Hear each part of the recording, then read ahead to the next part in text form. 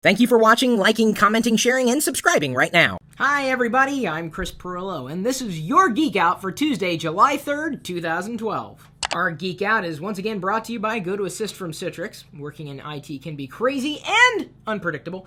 Unless you have GoToAssist, that is. It'll help you stay on top of it all. GoToAssist's world-class remote support allows you to solve your users' problems quickly from anywhere. And you can sign up for a free 30-day trial by heading over to GoToAssist.com, clicking the Try It Free button, and using the promo code Pirillo. Nexus 7, or Kindle Fire, or Nook tablet.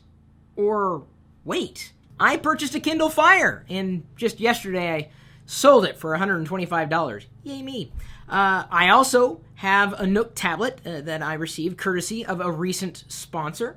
And then, of course, you know that I also have on order a Nexus 7 tablet directly from Google, or specifically the Google Play experience.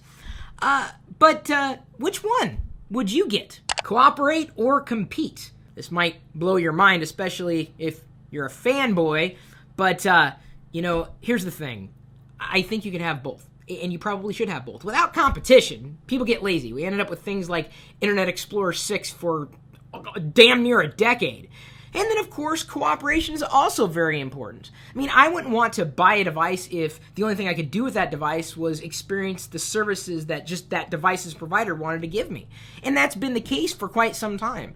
We find that, well, for instance, on my iPhone, I can easily access Google. And Bing or Yahoo if I wanted to. I have that choice. I can change default search providers. And you'd think, wait a minute, whoa, why is Apple supporting Google? Well, because they realize that Google does provide a great search experience. They never denied that. So why would you think that just because you're competition doesn't mean you can also collaborate? What is a podcast? Well, I can tell you what a podcast isn't. A file. A file is still a file. Now, the process by which that file gets to you, that's what makes it the podcast. Being able to listen to that content on demand, whenever you want, time shifted. That's on your terms. That's what makes it a podcast. It's produced on demand. I don't know if you realize this, but the word podcast had nothing to do with the iPod, even though Apple really kind of latched onto it and made it as big as it is today. And now we have the separate podcast app. You may manage podcasts in a completely different app altogether if you use an app to manage your podcasts at all. Podcasts are still extremely popular. This Geek Out, by the way, is available as a podcast. Is anybody watching this podcast in iTunes? How to embed YouTube videos in a PowerPoint presentation. Oh, you'd be surprised at how many people still use PowerPoint presentations. My suggestion for you, if you need to create a presentation of sorts, is don't run out and buy software or even upgrade the software that you have. I'm going to recommend you use Google Docs, okay? That's really the way I prefer to do business. And you're always going to be connected to the web somewhere, right? At least I'd hope. Forget about editing on an actual device. I mean, put it in the cloud. Google's giving you that storage for free. It's easy, and it's there. And I can tell you, it's really easy to embed a YouTube video in a Google presentation, which, by the way, is PowerPoint compatible. How to install Bukkit for Minecraft. You Minecraft people are really crafty, and I am amazed with your creations. It's very inspirational to see what you guys are doing and actually constructing something and building skills. I mean, that's not just a game. And for some of you, it may feel like a game, but I'm telling you, you're developing your brain, and that will hopefully serve you well in life. Not to say that you could use Minecraft on a job application. You might. I don't know if anybody would hire you for it, though. How to make stop-motion Lego animations. Brick films! My recommendation is iStopMotion, no matter which platform you happen to use, so long as your platform is supported by iStopMotion. I use it on the iPhone in conjunction with my iPad. The iPhone acts as a remote control for the iPad, and it's really super easy and kind of fun. Any brick filmers in the audience? Higgs Boson explained by cartoon. I shared that video earlier today on my Google Plus feed and on the Facebook page, so whichever network you use, and it doesn't mean that you have to use one or the other, you can use both. I think this is like the lesson today, is that you don't have to exist in one world, you can exist in two. And apparently Higgs Boson, this whole God particle thing, may explain that we might actually be living in another dimension, or something else might be in yet another dimension, and there may be a parallel universe. There's so much we don't know, and that's kind of exciting. The Google Giveth and the Google Taketh Away. Well, I hate to tell you guys, but Google Video is gone. Did you even realize that Google had a video platform that wasn't YouTube? I still had videos on Google Video, briefly. And I also have to tell you that iGoogle is dying as well. I think I customized it once, but never really used it. It just kind of looked cluttered to me. Then again, I've never been a huge fan of, those aggregator type of apps. Social media, huge fan of. That is my aggregator. You right there. You. Sorry, you got in the way. I was talking about that one. You are my aggregator. Student social media privacy bill passes in the Delaware legislature. Well, now that's interesting.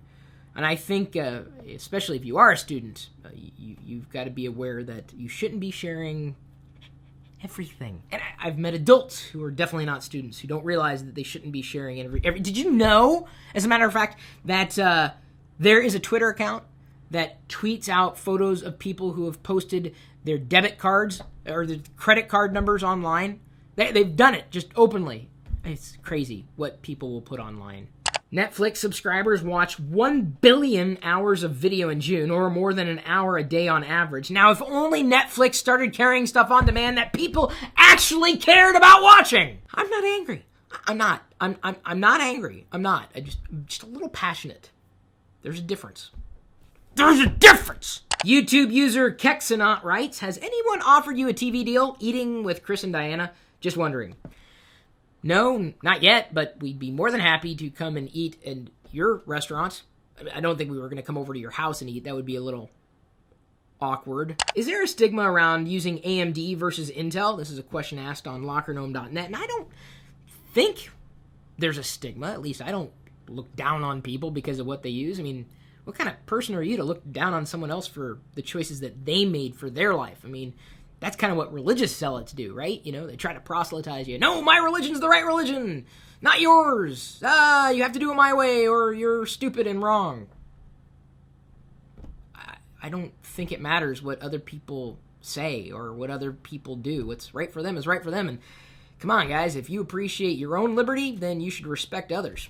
YouTube user 10 News Rocks asked, Chris, how do you tell the difference between Wicket and Pixie? Apparently, we've got a slow question day today. I notice that Wicket has curly, kinkier hair, and Pixie tends to do this when you approach her. I mean, she doesn't play dead. She just rolls over on her belly. This is my impression of rolling over on my belly. YouTube user geekboyfilms writes, Chris, can you do a video one day with nothing but the dogs? That would be pretty entertaining. Nothing against you or Diana, but I think Wicket and Pixie should have a platform to express their canine point of view.